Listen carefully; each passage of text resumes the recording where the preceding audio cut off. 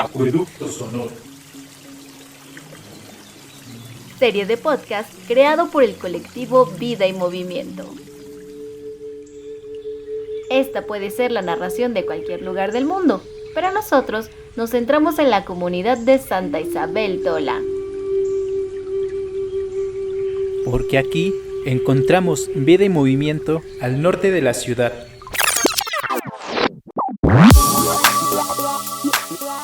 Capítulo 5. Los indios verdes. Ahora hablaremos de dos monumentos que han ido cambiando de lugar, como los antiguos al llegar a Tenochtitlán. Ellos han ido como nómadas y se han establecido por lo menos en 3 lugares, hasta llegar al actual Parque del Mestizaje, como si este fuese su lugar prometido. Así es, hoy hablaremos de los indios verdes, entonces, sin más, vayamos a escuchar y dejemos fluir por este Acueducto Sonoro.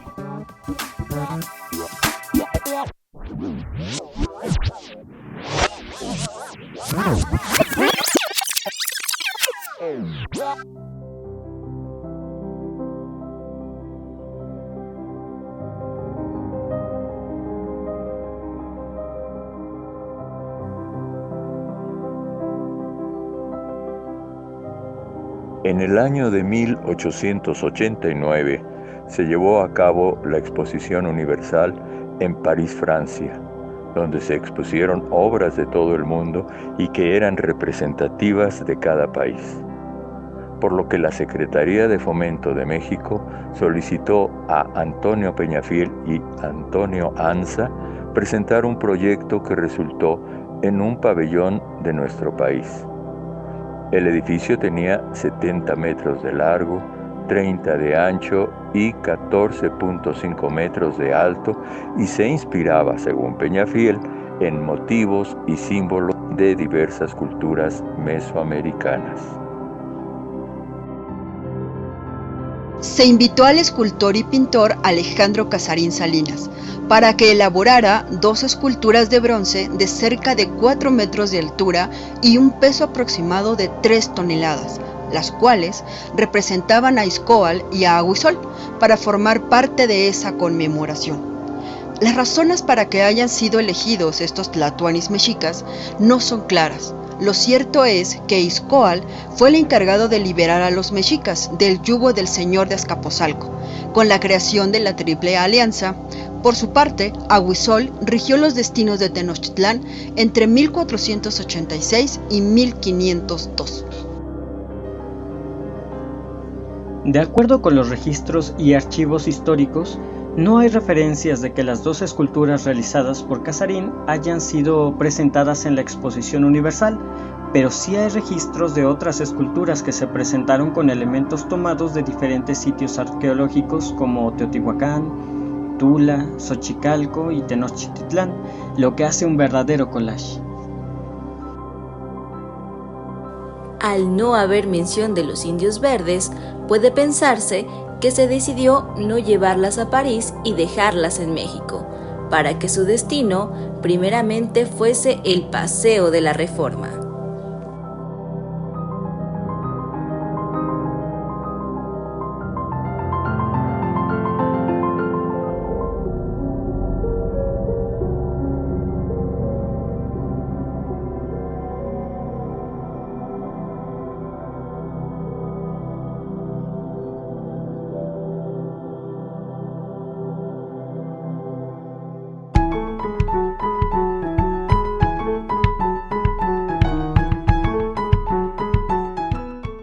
En los Campos Elíseos mexicanos, o Paseo de la Reforma.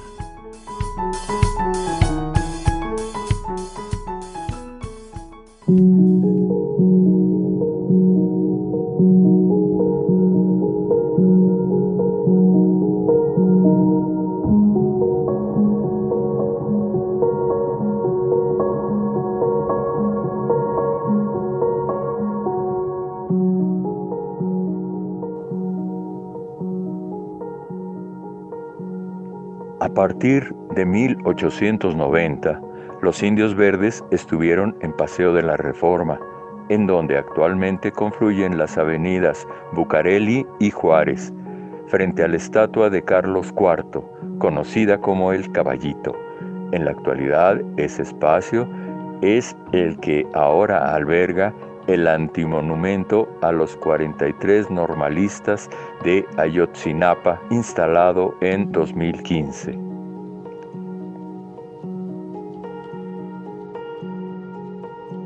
No se conoce la razón que pudo existir para colocar frente a frente el símbolo del orgulloso imperio azteca, representado por los indios verdes, y la simbólica presencia de 3 siglos de dominación del imperio español, que en cierta forma representaba la estatua de Carlos IV. Sin embargo, es un hecho que al menos durante 10 años permanecieron así. También es cierto que la colocación en el Paseo de la Reforma desató una polémica, como se puede leer en el artículo de La arquitectura neoprehispánica de Rodrigo Gutiérrez. A la polémica del pabellón de 1889, que se refiere al pabellón de México en la Exposición Universal de París, se sumó pronto otra.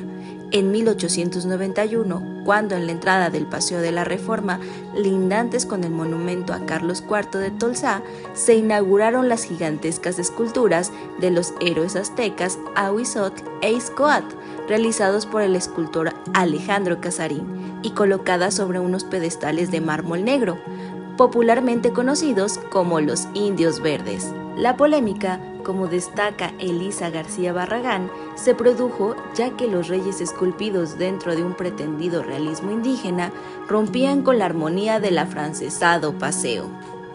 2 años después se leía en el Monitor Republicano: insiste un periódico, y con mucha justicia, en pedir al ayuntamiento que suprima los ridículos y antiestéticos muñecotes colocados a la entrada del Paseo de la Reforma. Y agregaban: los turistas que visitan esta capital creen que esos adefesios son obra de los primitivos pobladores de la Náhuac y que nuestro ayuntamiento los conserva allí como reliquias arqueológicas. Así opinan los que nos juzgan favorablemente. En cuanto a los que sepan que son obras contemporáneas, nos calificarían seguro de salvajes.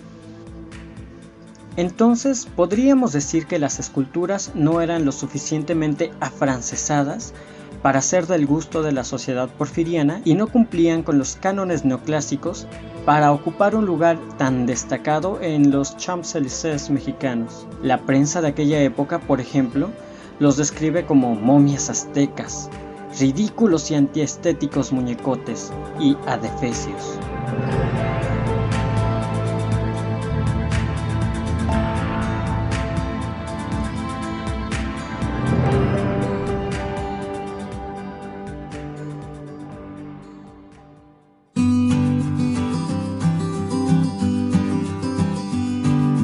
De Paseo a la Viga.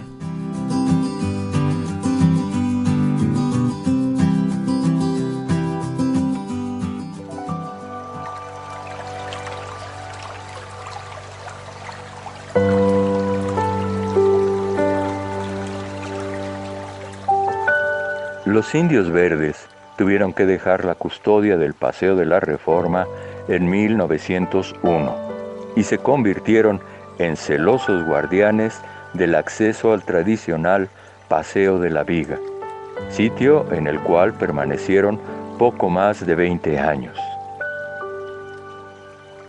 Sin embargo, no existe una sola fotografía de los indios verdes en la que aparezcan bordeando el Canal de la Viga, lo cual nos sugiere que nunca estuvieron en esa situación.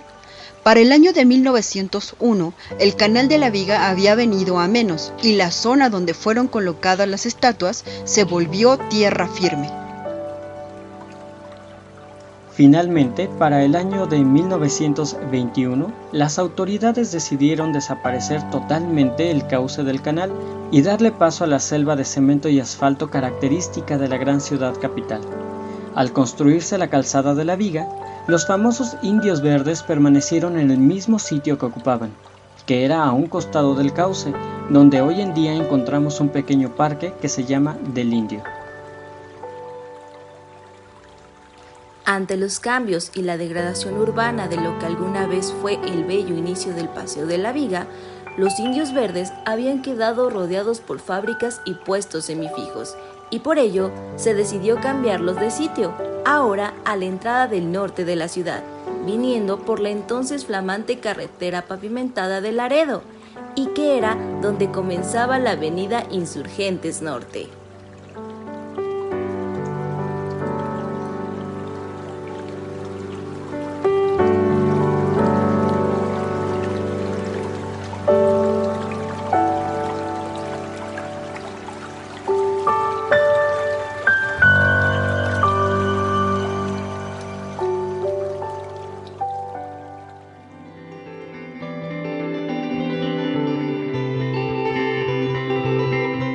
Hacia la salida o entrada de la ciudad.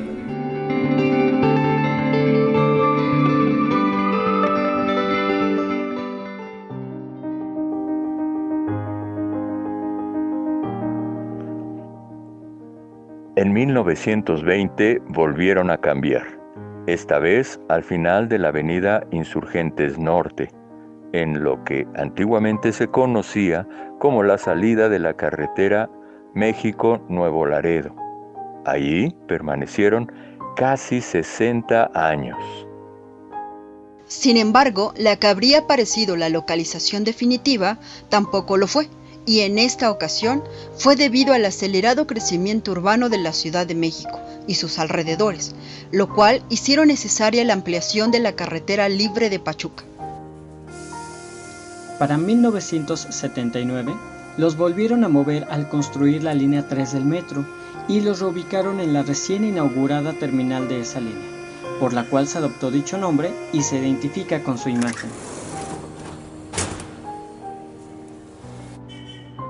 En el 2005, ahora con la construcción de la línea 1 del Metrobús, los reinstalaron de nuevo muy cerca de allí, ahora en el Parque El Mestizaje, que es el lugar actual donde se encuentran las dos esculturas.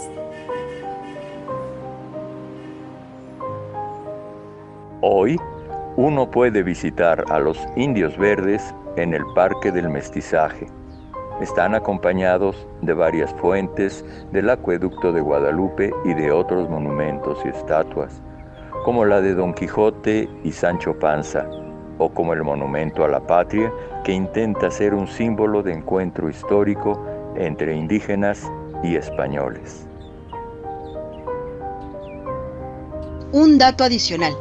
En el 2011, la CONAPRED organizó un performance como parte de su campaña por una sociedad libre de racismo.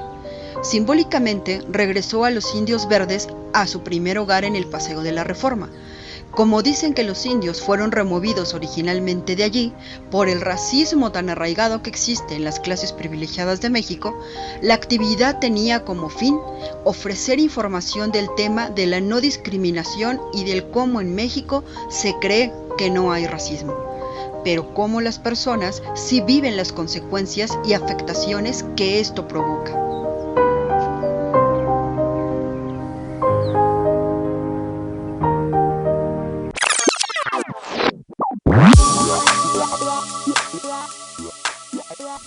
Fuentes consultadas.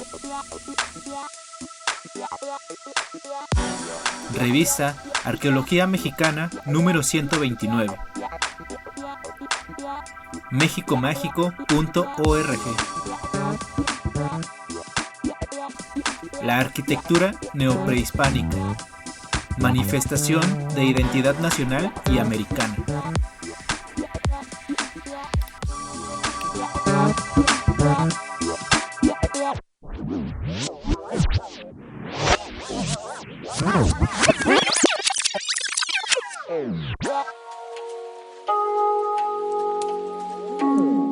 Acueducto Sonoro es una producción del colectivo Vida y Movimiento con apoyo de la Secretaría de Cultura de la Ciudad de México a través del programa social Colectivos Culturales Comunitarios 2020.